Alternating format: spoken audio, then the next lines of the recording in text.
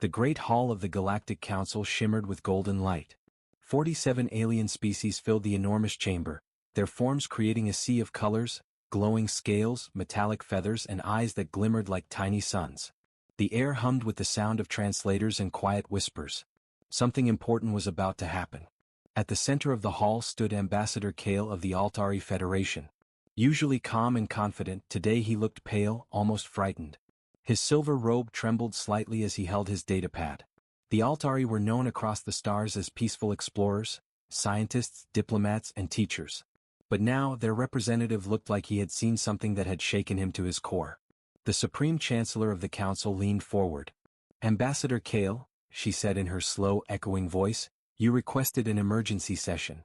The Council is listening. What have you discovered?" Kale took a deep breath. His voice was quiet but clear.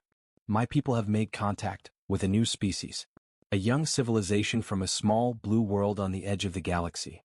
They call themselves humans." A wave of excitement moved through the chamber. Dozens of alien heads turned, whispering in different tongues. New species were rare discoveries. Most of the galaxy had already been explored. Finding a new intelligent race was a reason to celebrate. At the far end of the hall, a deep growl broke the chatter. General Vex of the Draconus Empire rose to his feet. His scaled body was built like armor, and his eyes burned with golden fire. "New species mean new worlds," he said proudly. "New resources, new soldiers. Perhaps this Earth will soon serve the Empire." Several council members nodded in agreement. The Draconus Empire was the strongest military power in the known galaxy. They had conquered dozens of star systems without ever losing a war. To them, another primitive world meant easy victory. But Kale shook his head quickly. His hands were trembling. "No, General," he said, his voice urgent. "Do not make that mistake. These humans, they are different."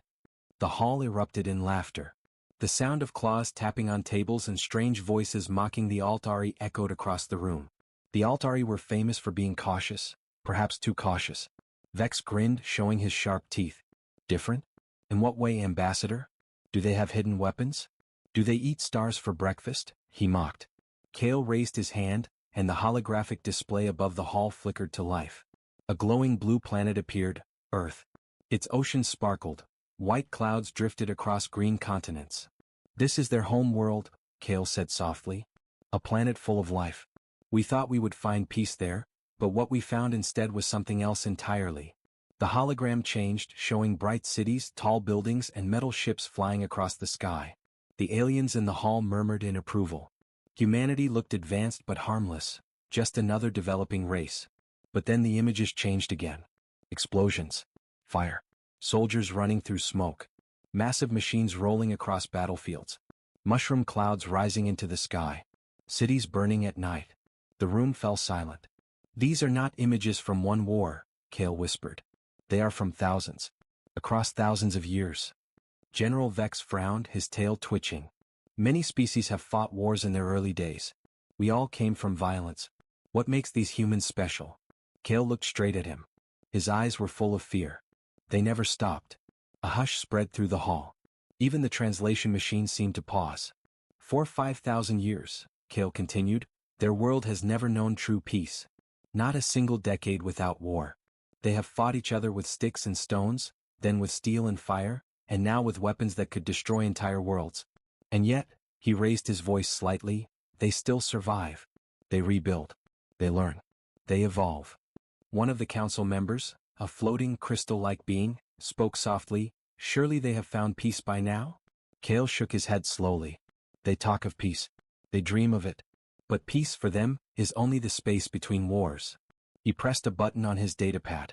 The hologram zoomed in on human faces, men and women, soldiers and scientists, children and leaders. Their expressions were fierce, determined, unbroken. "I looked into their eyes," Kale said. "I saw something that no other species has.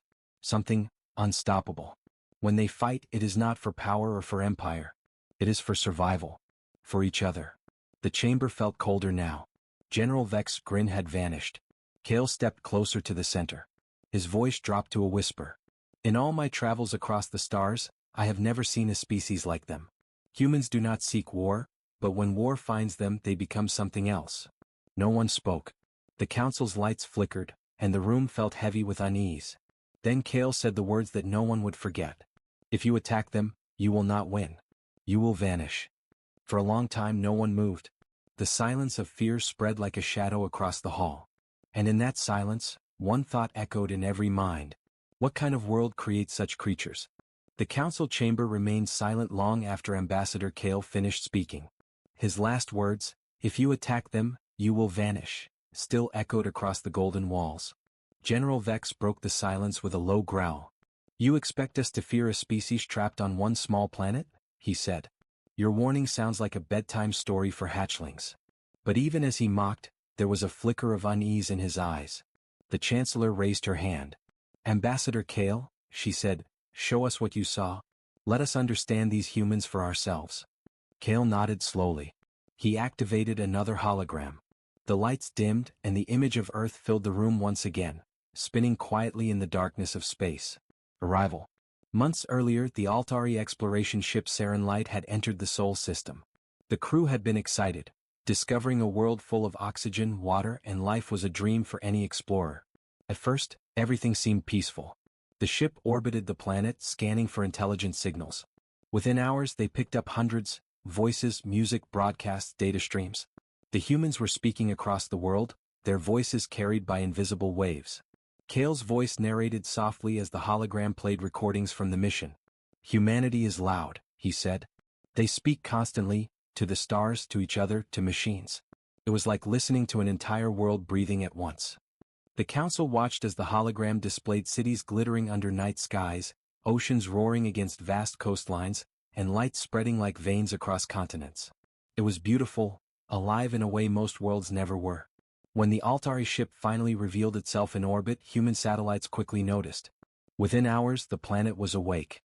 Every government, every media network, every radio frequency began to speak of first contact. And then, something unexpected happened. The humans didn't panic. They welcomed them. First contact. Kale described their landing on Earth. "They called us guests," he said, his tone soft with memory. "They gave us food, gifts, and songs from their world." The hologram shifted to show the landing site, a vast open field surrounded by hundreds of humans holding cameras and waving flags. Soldiers stood beside scientists. Children watched in awe as the sleek Altari craft opened its ramp. "Their leaders came," Kale said. "They smiled. They shook our hands. And in their eyes I saw both curiosity and something else, a kind of alertness, as if they were always ready for something to go wrong." For weeks, the Altari lived among them. They shared knowledge about the stars, about other species, about the peaceful worlds of the Council.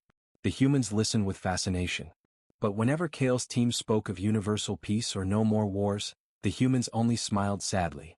One human general told him, "Peace is what we hope for. War is what we prepare for." At first, the Altari thought this was a joke. It wasn't. The history lesson. One evening, Kale asked to study human history. The humans agreed and provided access to their digital archives. That night changed everything.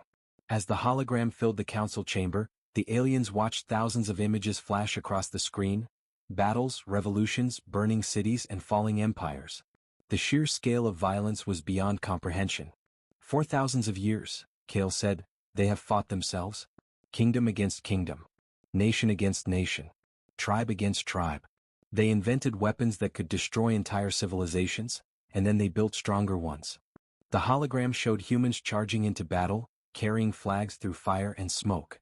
Others fought in the air, in the sea, and even in the blackness of space. Kale's voice grew heavy. "They do not fight because they enjoy it. They fight because they must. Every war is a lesson they never wanted to learn, but they learned it anyway." The Draconist general shifted uncomfortably.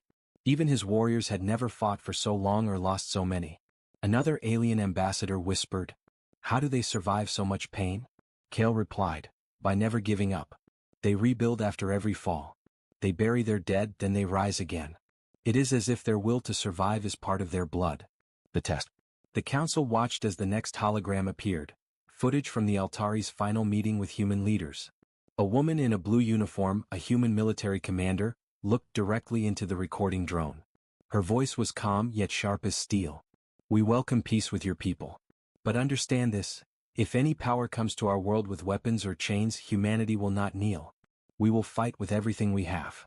The hologram paused on her face. Her eyes, dark and fierce, seemed to look directly at the council itself. Kale turned off the display.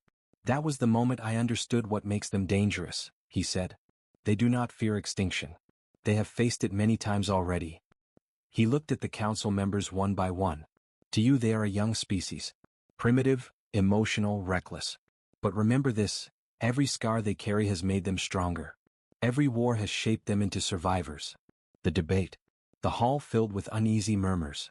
Some ambassadors looked thoughtful, others laughed nervously. General Vex crossed his arms. "So they fight. So what? Strength is measured by fleets, not by old stories." Kale's expression hardened. "Then you are blind, General. They are the storm that outlasts the mountains. You may crush their cities, but you will never crush their spirit." The Chancellor raised her hand again. "Enough," she said. "Ambassador Kale, your report is troubling. But we must verify. Perhaps your experience was exaggerated." Kale's voice grew quiet. "You are free to believe what you wish. But remember, every empire believes itself invincible, until it meets humanity." He turned away, the hologram fading behind him. The warning ignored. Outside the chamber, General Vex spoke to his aides. "Prepare the fleet," he ordered.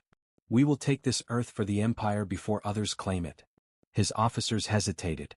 "But, General, what about the Altari warning?" Vex's lips curled into a grin. "Let the diplomats be afraid. We are soldiers.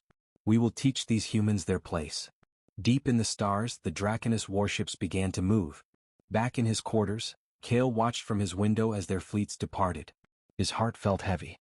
He whispered to himself, "You fools, you have no idea what waits for you on that blue world." The Galactic Council chamber was quiet when the next meeting began. Days had passed since Ambassador Kale's terrifying report about the humans. But even now, the tension still hung in the air like a heavy cloud. Many council members had spent the night discussing what they had seen, some in fear, others in disbelief. And some, like General Vex of the Draconus Empire, saw only opportunity. The Empire's pride. Vex stood tall in his crimson armor as the session began. His golden eyes glowed with confidence. "Council members," he said loudly, "the Altari are a timid race. Their fear clouds their judgment. This so-called dangerous species is nothing more than a primitive world. They have no faster-than-light travel, no plasma weaponry, no shields. They are children playing with fire." His voice boomed through the hall. Several representatives nodded. The Voran Trade Syndicate, the Carol Mining Guild, and even the Xyrix Dominion agreed. Earth was rich in resources. To them it sounded like easy profit. But others were uneasy. The Tsari matrons, beings of light and energy, whispered softly among themselves. "If the Altari fear them, there must be reason," one said. "They have seen what we have not." Ambassador Kale sat silently in his seat. His face looked tired, almost defeated. He had already said everything he could. The council didn't want to listen. They wanted to conquer. The Chancellor tapped her staff, calling for order. "Ambassador Kale," she said, "you still insist that these humans are a threat to galactic peace?" Kale stood. "Yes, Chancellor. More than you can imagine." He took a deep breath. "They are not our enemies now, but if provoked, they will become something far worse." Vex chuckled. "I have heard enough of your ghost stories, Ambassador." He turned to the council. "We, the Draconus Empire, will handle this matter. If these humans truly are dangerous, we will show them what true power looks like." The vote. The Chancellor sighed. "If the Empire wishes to proceed, the council must vote." The holographic screens around the room lit up with names of all 47 species. One by one, the representatives cast their votes. 23 in favor of invasion. 14 against. 10 abstained. The result was clear. The Draconus Empire had permission to act, in the interest of galactic stability. Kale slammed his hand on the table. "You are making a terrible mistake," he shouted. "These humans are not like us. They do not fight for conquest. They fight for survival. Every time they lose, they learn. Every time they fall, they rise stronger." Vex turned toward him, smiling coldly. "Then they will learn what happens when they face a true empire." The council adjourned and the chamber emptied. Kale stayed behind, staring at the empty seats. For the first time in his long career, he felt true dread. He looked out the window toward the distant stars, where Earth waited silently. "May the stars protect you," he whispered. "Because no one else will." The preparation. Far across the galaxy, the Draconus military machine began to move. In orbit above their homeworld, massive warships gathered. each one the size of a small moon. Thousands of smaller cruisers followed, engines glowing red like the eyes of a dragon. Vex stood on the command deck of the Warbringer, the largest vessel in the fleet. "Plot a course for the Sol system," he ordered. "Set jump coordinates for the blue planet called Earth." His first officer saluted. "The fleet will be ready within one rotation, my lord." Vex looked at the stars ahead. "So this is the world that makes cowards tremble," he said with a grin. "Soon we will see what kind of monsters these humans really are." The fleet began to move, engines roaring as they prepared for the jump to faster-than-light travel. From space, the formation looked like a burning storm ready to consume the galaxy. Whispers of doubt. Not everyone in the fleet shared the general's confidence. Lieutenant Rollin, a young Draconus officer, stood quietly at his station. He had seen the Altari report. He had watched the footage of Earth's wars, their endless battles, their weapons that glowed brighter than suns. He whispered to a fellow officer, "Do you really think they are weak?" The other officer laughed. "They're primitives. They'll kneel once they see our ships." Rollin nodded, but his scales prickled with unease. If they are so primitive, he thought, why did the Altari ambassador look so afraid? Kale's plea. Back on the Altari homeworld, Kale sent message after message to the council, begging them to recall the fleet. None were answered. Finally, he recorded one last transmission, addressed to General Vex himself. "General Vex, I beg you, turn back. Do not bring your war to that world. You believe you are the hunter, but you are walking into the lair of something older and fiercer than you can understand. Humans are not prey. They are survivors. If you attack them, they will show you what survival truly means." He sent the message into the void, hoping it would reach them in time. But by then, the Draconus fleet had already entered jump space. Arrival. The jump ended with a burst of light. Before them hung a small yellow star and a blue planet covered in white clouds. Earth. General Vex stood on the observation deck, staring at it through the transparent hull. "So this is it," he said quietly. "A world that dares to call itself dangerous." He gave the order. "Deploy the first wave. Begin atmospheric scans. Disable their satellites and communications. I want the planet silent before we make contact." Within minutes, beams of energy shot across the sky, erasing human satellites one by one. From Earth's surface, people saw strange lights streaking through the atmosphere, like falling stars. Governments panicked. Scientists tried to decode the signals. Militaries went on alert. The invasion had begun. The calm before the storm. In the Galactic Council chamber, reports began to arrive. The Draconus fleet had reached Earth. Communications were patchy. Then silent. Days passed. No updates came. Kale waited every hour for a message. None arrived. Finally, a faint distress signal appeared on the network, a broken transmission from one of the Draconus ships. The voice was faint, filled with static and screams. "This is Warbringer, under attack. Unknown, human ships. Repeat, human ships, they're everywhere." Then the signal died.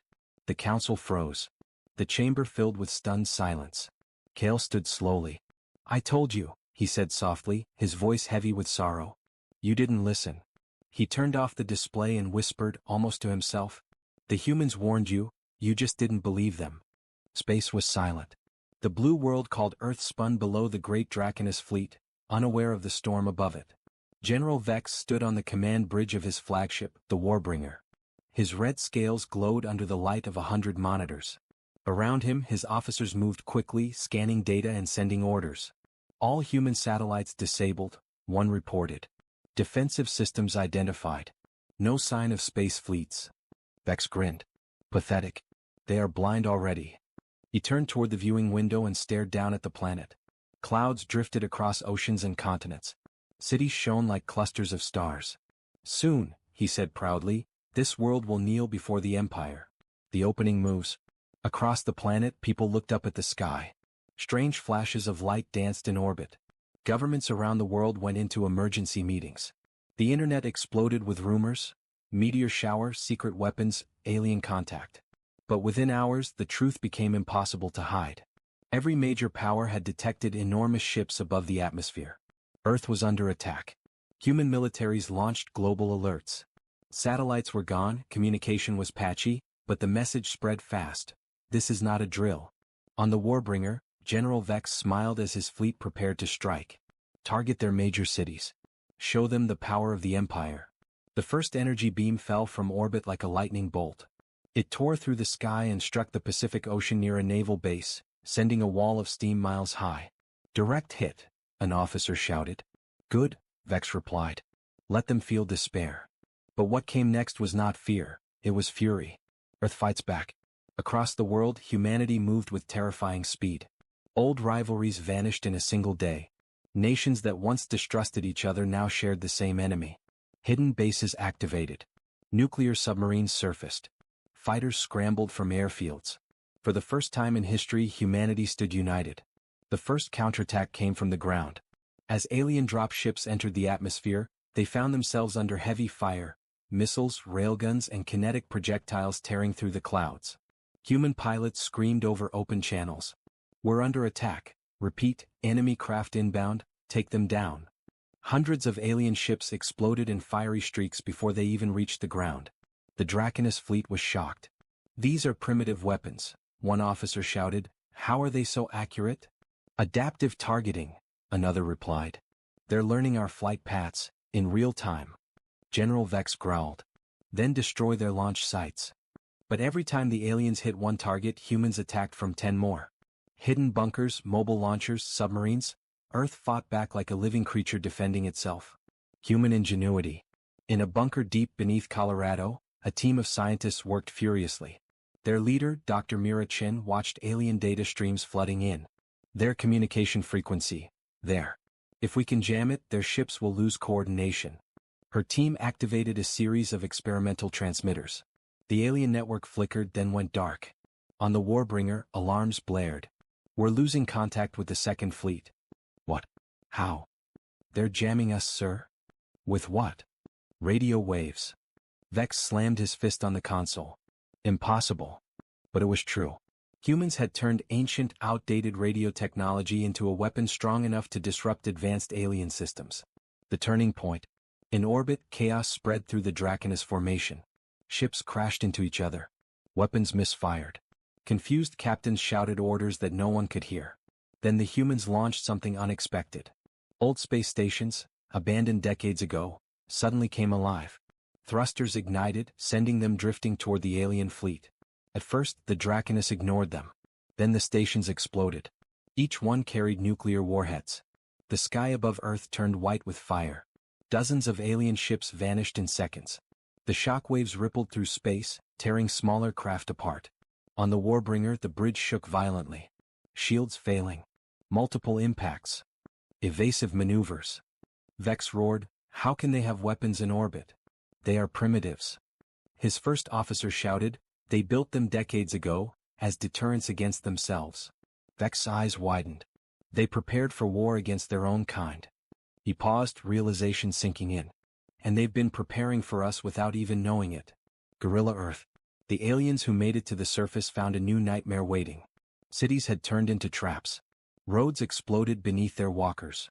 Civilians armed with drones and homemade bombs struck from shadows. In the ruins of New York, a Draconis squadron advanced carefully through smoke. Suddenly, a child's voice echoed from a ruined building, "Hey, monster!" They turned, and a single shoulder-fired rocket flew through the air, hitting their transport in a burst of flame. The soldiers scattered. From every direction came human fighters, soldiers, police, even civilians. They fought with everything: guns, blades, Molotovs, and fire. The aliens' armor was strong, but human rage was stronger. Reports from the ground began flooding back to the fleet. Resistance heavy. Civilians are armed. They do not surrender. They're everywhere. General Vex stared at the chaos on his screens. How can one planet resist us like this?"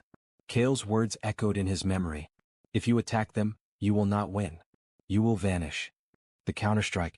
By the third day, the Draconis fleet had lost control. Half their ships were destroyed, the rest damaged or in retreat. Then came the final blow.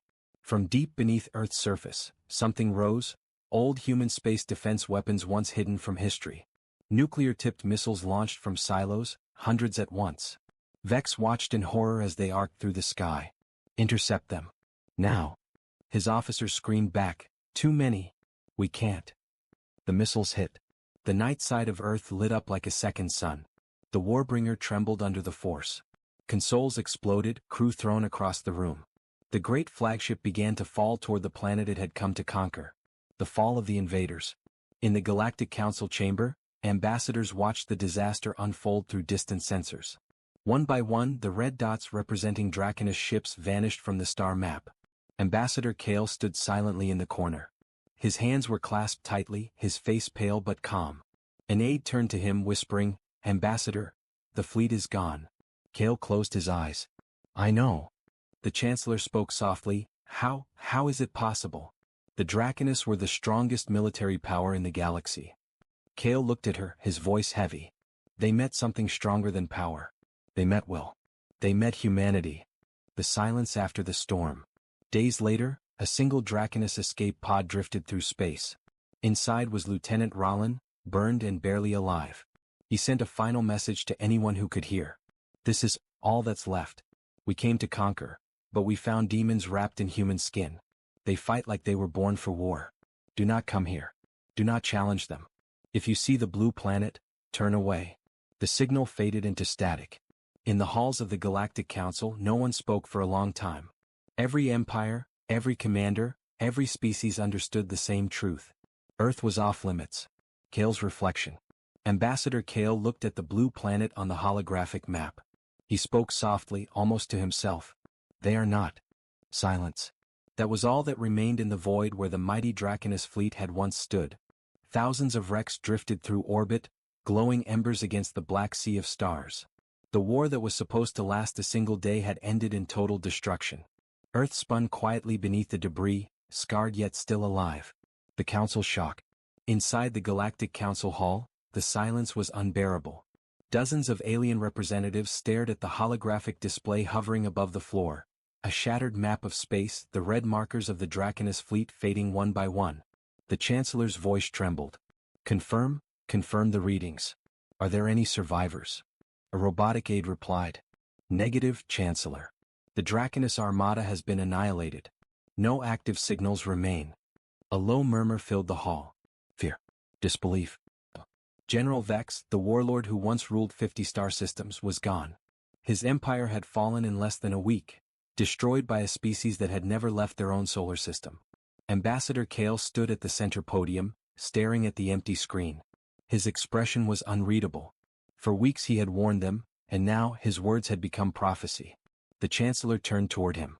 "Ambassador Kale, is this what you meant when you said they were dangerous?" Kale nodded slowly. "Yes, Chancellor. But not in the way we imagined. They do not fight for conquest or glory. They fight because they must. When pushed, humans transform their fear into fury, and they never stop until the threat is gone." Across the galaxy, news spread fast. Across dozens of star systems, broadcasts carried the same message. The Draconis Empire has fallen. Their invasion of Earth has failed. The humans have won. In marketplaces, taverns, and military outposts, every species reacted differently. Some laughed in disbelief. Some trembled in fear. Some began to whisper that maybe, just maybe, the humans were not a primitive race at all but something ancient, something built for survival itself. In the Outer Rim, smugglers refused contracts involving the Sol system. On Zerith Prime, soldiers refused to train for planetary invasions anymore. Even the most powerful warlords began quietly redrawing their maps, erasing Earth from all plans of conquest. No one wanted to repeat the fate of the Draconis. On Earth. Meanwhile, Earth was silent too, but not from fear. The fires had stopped burning. The skies had cleared. Around the world, people emerged from bunkers, tunnels, and ruined cities. They looked up and saw pieces of alien metal falling like shooting stars. For the first time, humanity realized what they had done. They had survived a galactic war. In Washington, Beijing, Moscow, and Geneva, global leaders met not as enemies but as one council. They called it the Human Defense Alliance. No longer divided by borders, they spoke a single promise. Never again will we be unprepared. If they come back, we will meet them in the stars. Factories that once built cars now forged starship hulls. Scientists who once studied climate and oceans began decoding alien drives and weapons. The crash sites became treasure troves and classrooms. From the ashes of war, a new humanity began to rise. The warning. Back in the Galactic Council Hall, a message suddenly appeared on the central holoscreen. It was faint, full of static, but the signature was unmistakable. Draconis encryption. The council gasped. The Chancellor ordered it decoded immediately. When the message stabilized, A damaged voice echoed through the chamber. "This is Lieutenant Rollin, the last of the Draconus fleet. We came to conquer a small blue planet. We believed them weak. We were wrong. They fight like monsters from our oldest nightmares. They never retreat. They never surrender. If you value your lives, stay away from Earth." The transmission ended abruptly. The silence that followed was deeper than before. Ambassador Kale looked around the hall. "You all heard it? This is not just a warning, it is a lesson. Humanity did not ask for war, but they learned to master it long before they reached the stars." The fear and the curiosity. Despite the fear, not everyone in the galaxy saw humanity as a threat. Among the scholars of the Altari Federation, curiosity grew. How could such a young race, so primitive, achieve the impossible? They wondered.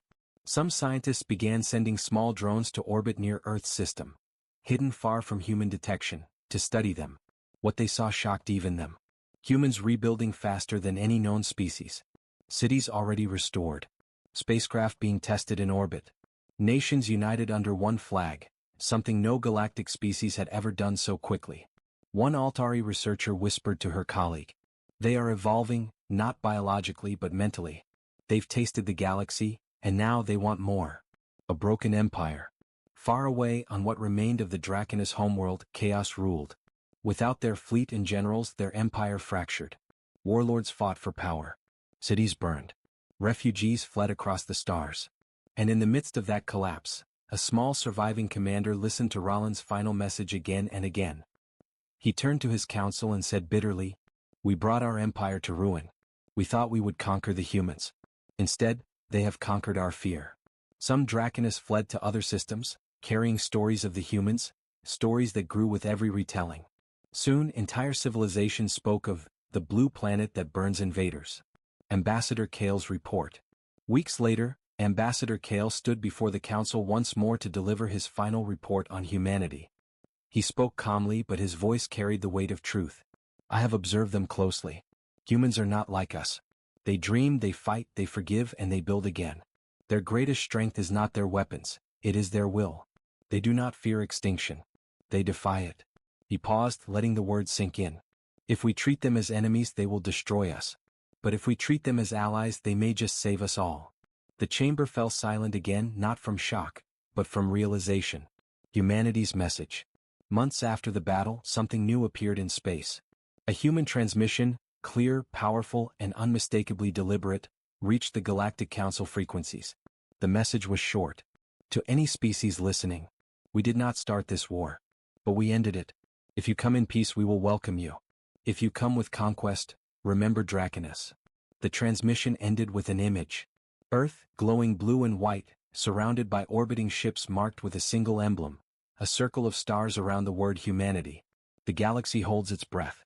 Across the stars, everyone watched. Some admired them. Some feared them. All respected them. In the years that followed, no empire dared to invade another world. For the first time in galactic history, there was uneasy peace, born from fear of a single species. The humans had changed the galaxy forever. Kale's final thoughts. Late one night, Ambassador Kale sat alone in his quarters, looking at the image of Earth on his datapad. He whispered softly. Perhaps the universe needed them. A species to remind us that peace is not given, it is earned. He smiled faintly and turned off the screen. Outside his window, the stars seemed brighter, and among them, one small blue world continued to shine. The year was 2147. 10 years had passed since the Draconus invasion. The world that once trembled beneath alien fire now stood taller than ever. Cities had been rebuilt. The skies were filled with the hum of new machines. And above the clouds, for the first time in history, humanity had begun to reach for the stars. A united world. There were no longer borders. Only one flag, one council, one purpose. The Human Defense Alliance had transformed into the United Terran Federation, a single voice representing billions. From the shattered ruins of war, Earth had found something it never had before: unity. No one spoke of old nations or ancient conflicts anymore. The names America, China, Russia, India, and Europe had faded into memory. Now they were all simply Terrans, the people of Earth. Factories once used for war now built starships. Scientists used alien technology to create faster-than-light drives. And in orbit, massive ships floated, not for defense but for exploration. The first fleet. The flagship was named Horizon 1, a massive vessel half human-built, half reverse-engineered from alien wreckage. Its hull bore the marks of Earth's unity, the white-blue emblem of humanity surrounded by a ring of stars. At its command stood Admiral Mira Chen, the same scientist who had once jammed the Draconis communications a decade ago. She looked out from the bridge window as the ship prepared for launch. 10 years ago we fought to survive, she said quietly. Today we rise to explore. The countdown began. Engines roared with light. And as the Horizon 1 lifted into space, billions of humans watched from the ground, their faces glowing with hope. Humanity was leaving its cradle. The Council reacts. Far across the galaxy, the Galactic Council watched in silence as the human fleet appeared on their star maps. They have achieved FTL travel, one ambassador said in disbelief. In only 10 years? Impossible. Ambassador Kale stood at his usual place, his expression calm but proud. I told you this day would come, he said softly. You should be glad they come in peace. The Chancellor frowned. And if they do not? Kale looked at the holographic image of the human ships leaving Earth's orbit. Then you will pray they remain merciful. First contact, again. The Horizon 1's first jump brought them to the Altari home system, the same peaceful race that had first discovered Earth years ago. When the Altari ships detected the human arrival, panic rippled through their ranks. But instead of warships, the humans sent a simple transmission. This is Admiral Mira Chen of the United Terran Federation. We come not as enemies, but as equals. The Altari flagship replied hesitantly. We feared you would come for revenge. Mira smiled faintly. We remember your warning. You tried to stop the invasion. You were the first to see us, not as monsters but as people. We haven't forgotten. The two fleets met in peace. It was the first official alliance between Earth and an alien civilization. A message to the galaxy. Soon after, a new broadcast echoed through space, clear, proud, and unmistakably human. We are the children of Earth. We have survived fire, famine, and invasion. We have learned your languages and we know your fears. We do not seek conquest. But if war comes to our home again, we will fight and you will fall. The message spread across every star system. Some listened in awe, others in terror. The humans had spoken. The galaxy had heard. The new balance. Over the next decade, human colonies began to appear on nearby worlds. Mars, Titan, and Europa were now thriving cities connected by jump gates. Humanity traded technology with the Altari and taught strategy to lesser species who once feared the Draconis. But not everyone was happy. In the shadowy corners of the galaxy, whispers grew. The humans are expanding too fast. They say they come in peace but their fleets grow every year. They are the new Draconis. Old powers feared losing control. Some planned to stop humanity before it became unstoppable. But Kale's warning still echoed in every council hall. Do not attack them. They are not what you think. The Draconis remnants. Deep in the ruins of the Draconis homeworld, a few survivors watched human transmissions with rage and shame. One scarred general slammed his claws against the wall. They took everything from us. Our fleets, our pride, our empire. Another, older warrior replied quietly. No. We destroyed ourselves when we underestimated them. He looked up at the stars. Let them rise. Perhaps they are the balance this galaxy needed. For the first time, the proud warriors of Draconis bowed their heads, not in defeat but in respect. The human expansion. Within 50 years, humanity had spread to dozens of star systems. Each colony bore the mark of Earth, blue banners, twin suns, and the same message carved on their monuments. We survived the impossible. But as they grew, something else changed. Humans began to adapt to alien worlds, alien customs, alien technologies. Their children were born stronger, faster, and smarter. They were no longer just humans from Earth. They were becoming something more, Terrans, citizens of the stars. Ambassador Kale's last speech. Years later, Ambassador Kale grew old. His once blue skin had faded to gray, his eyes dimmed with age. He was invited to Earth as the guest of honor, the first alien to ever speak in the United Terran Assembly. Standing before billions of humans, Kale spoke slowly, his voice filled with wonder. When I first found your world, I thought you were fragile. I was wrong. You are the most dangerous and the most beautiful species I have ever known. You turned tragedy into strength. You turned fear into unity. You have taught the galaxy what it means to endure. He paused, looking out across the sea of faces. Do not become what you once defeated. You are not conquerors. You are survivors, and the galaxy needs you as its guardians. The crowd rose in applause. Many humans cried. Kale smiled, and for the first time he felt hope not just for humanity but for every living being in the galaxy. The legacy. Centuries later, long after Kale's death, statues of him and Admiral Mira Chin stood side by side on the moon base. The plaque read, "Together they changed the fate of two worlds." By then humanity's influence had reached far beyond the Council's borders. They had become explorers, diplomats, peacekeepers, and, when necessary, warriors. No empire dared to invade another again. The legend of Earth was now a sacred story told across the stars. Do not wake the sleeping world of blue and green, for its people are made of fire and iron, and they remember. Final words. As the twin suns of a distant colony set behind the mountains, a child looked up at the sky and asked her mother, "Is it true, Mama? Did humans really fight aliens once?" Her mother smiled and nodded. "Yes, little one. They tried to destroy us." The child frowned. "And what happened?" Her mother looked up at the stars and whispered, "We fought back, and the galaxy learned who we are."